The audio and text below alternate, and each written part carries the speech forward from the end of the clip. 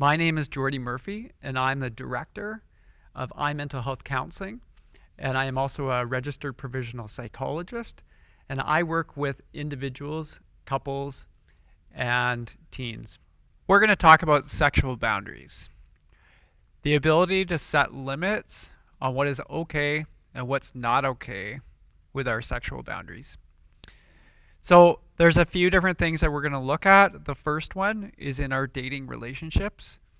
It's going to look a lot different how you set boundaries with somebody that you first met as opposed to in that dating relationship as you get to know them more.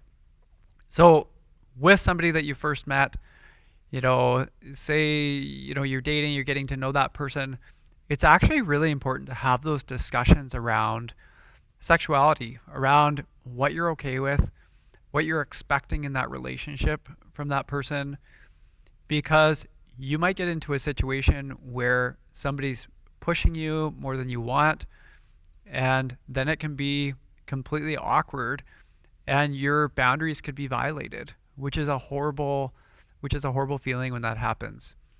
So we really do want to be clear with that person from the get-go what we're expecting in terms of sexual boundaries, what's okay, what's not okay. Is sex before marriage okay? Some people have that preference. Or really, what's not okay? What makes you feel uncomfortable? Because there's going to be things that might trigger you or things that might be really difficult. Um, so this is a real area of sensitivity for a lot of people. So it's something that we have to respect in this regard. So not only do you have your own boundaries around sexuality, that other person has their boundaries around it. So to have that discussion actually creates a lot of freedom for that person to be able to share if they feel uncomfortable in this area. Something to think about is that, or a question to even ask yourself is that, do I want to be in a sexual relationship with this person early on? Is that okay for you? Or do you need to get to know them more? Do you need to develop more trust in that relationship before you take it to that level? These are all questions that you need to think about and hash out in your mind. The other thing, so moving into that marriage relationship, one of the things to keep in mind is that when we actually communicate with our partner about sex, it actually enhances your sexual relationship. So the more that you talk about it and you're open about what's okay, what you like, what you dislike, your needs in this area, this can be really, really great and helpful in that relationship. Because otherwise, if you don't communicate that, you're not going to get what you need. So this is an area we can really learn to be open with our partner about.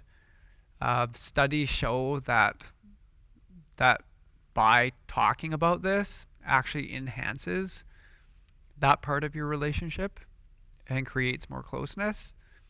So it's something to really consider.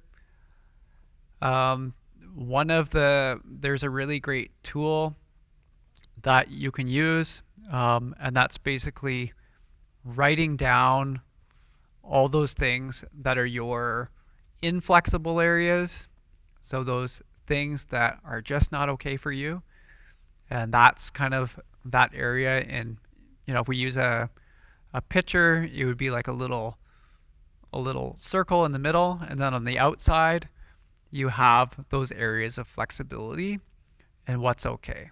And so sometimes being able to look at that and even compare it with your partner, you can see what things you're okay with, what things you're not, and also what are your needs? What do you really want that you're maybe not getting? So as we communicate this, it kind of sets our partner up for success because they can know we've communicated to them what we like, what we need. And so this really is great for your relationship. But if you're not clear about it, if you don't communicate it, then you can't really complain. You're the one who hasn't communicated about it. Uh, the last thing that we really want to talk about is the sexual boundaries around strangers and people who are pursuing us. If we really don't know somebody and they're stalking us, or they're having, making rude jokes or innuendos or sending us messages, we really have to report that stuff to the police. So there's those things that we actually have to draw a line on with our boundaries and say that that's not okay. If you hear of reports of children being abused sexually, that's something that we have to report right away. Even if there is something that's like, you know, something that's like, we hear of a kid in danger or they're in imminent harm, that's something that we really have to report. As well, harm to a person or individual. These are areas where we actually have to draw a hard line and report people. So if something's making you feel uncomfortable in your relationship, so whether that's dating, in your marriage relationship, maybe not even a relationship, maybe it's a stranger, somebody who's pursuing you, maybe someone you first met, anything that's making you feel uncomfortable, it's really important to speak up. Now, if you're in a position where it's dangerous to speak up, that's a really hard place to be. So that area, it's really important to find somebody that you can trust to speak up about. There's even people in relationships that are continuing and they're afraid to say anything. And I think this is where, people can get in trouble. And it's really important to find those people that you can open up to and be honest and open about what's going on.